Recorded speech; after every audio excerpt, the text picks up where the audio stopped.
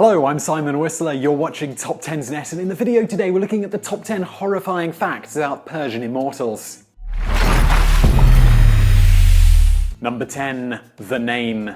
According to Greek historian Herodotus, the immortals always had 10,000 men in their unit, no more, no less. If one died or got sick or something else went wrong, he was immediately replaced with another soldier. This gave the impression that the unit was full of immortal beings because their numbers never dwindled. In order to become an immortal, the warrior had to be Persian-born, and training started at an early age. When a space opened up in the immortal unit, the leaders picked the best soldiers from the lower groups of warriors. Number 9. The size of the Persian army. Compared to some of their enemies like the Greeks, the Persians didn't have the best weapons. While they did have scaled armor, they used shields made from wood and wicker, which weren't much help against something like the Spartans' swords and spears. Instead of relying on the strength of their weapons, the Persians tried to intimidate their enemies with the sheer size of their army, which Herodotus said was 3 million strong under Cyrus. However, modern-day researchers do not think that figure is anywhere close to correct. It was actually probably more like 70,000 infantry and 9,000 horsemen, which is still a massive number of soldiers. Also traveling with the army were caravans with concubines and servants that the immortals were allowed to bring along with them, which would have made the advancing army look even bigger.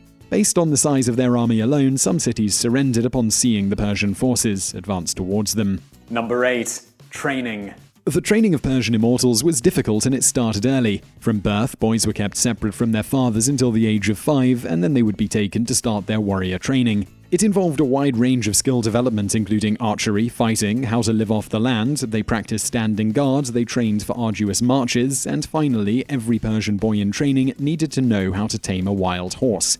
They would enter military service when they were 15 years old and would remain a soldier until the age of 50 when they could finally retire, providing they lived that long.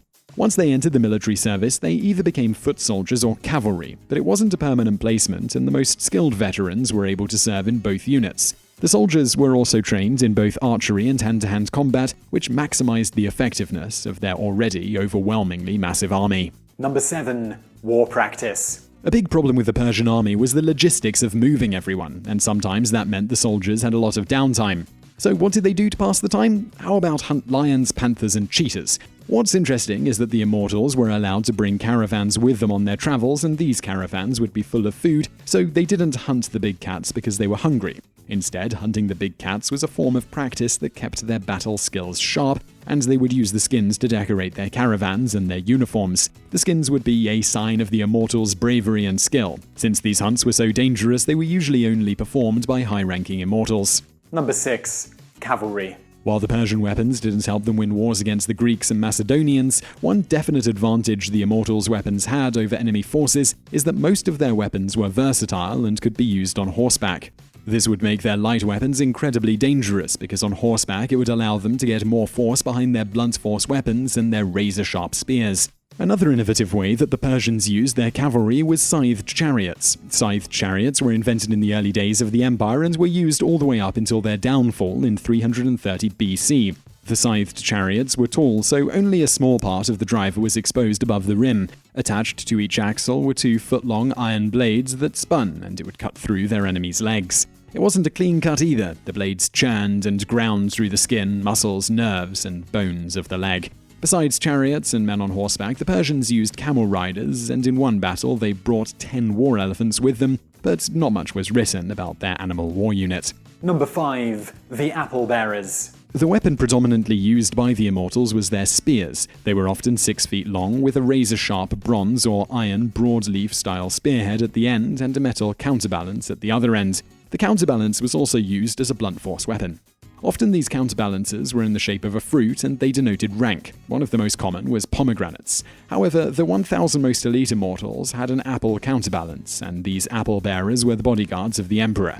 These soldiers were the best warriors, chosen from the most elite military unit in the biggest army in ancient history. They guarded the palace, and their spears were much longer, 6 to 8 feet long. If the emperor left the palace, they completely surrounded him, making it nearly impossible to reach the Persian emperor, thus guaranteeing his safety.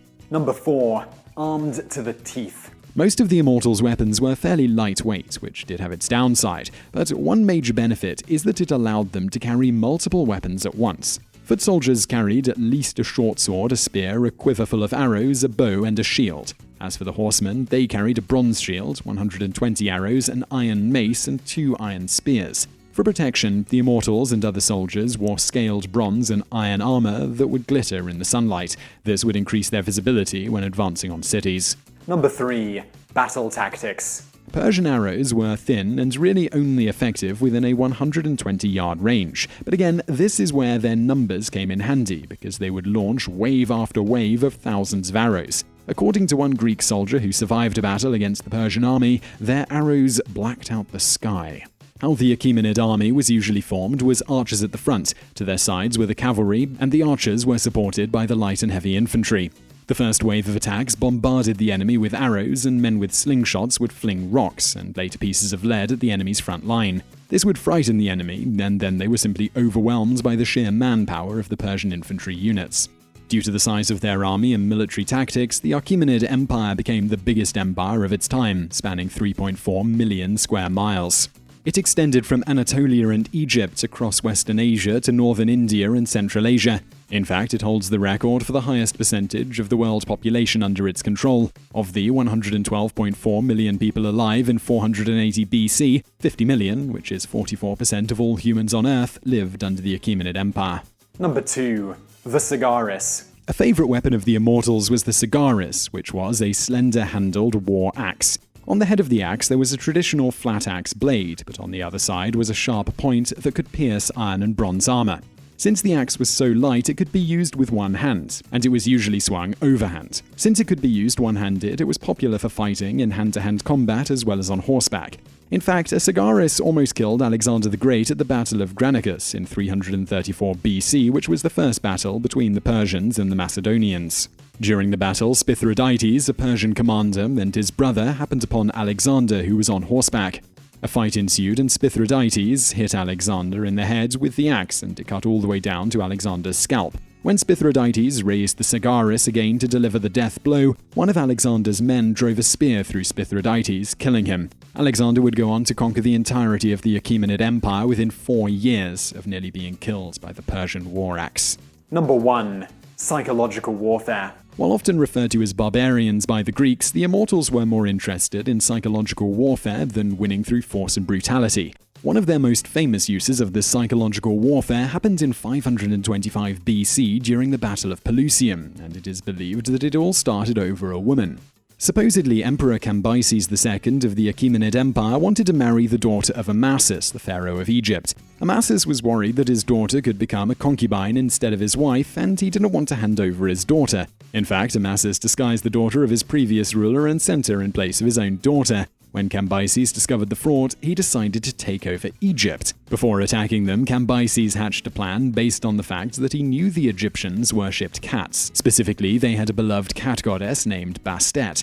Cambyses ordered his men to paint cats on their shields, and when they went into battle, they had herds of cats walk in front of them. Supposedly, some Egyptian soldiers refused to fight and they were slaughtered. 50,000 Egyptians in all were killed in the battle, while the Persians only lost 7,000 men. It was a decisive victory for Cambyses, and the Persians easily took over the city, and Cambyses installed himself as pharaoh.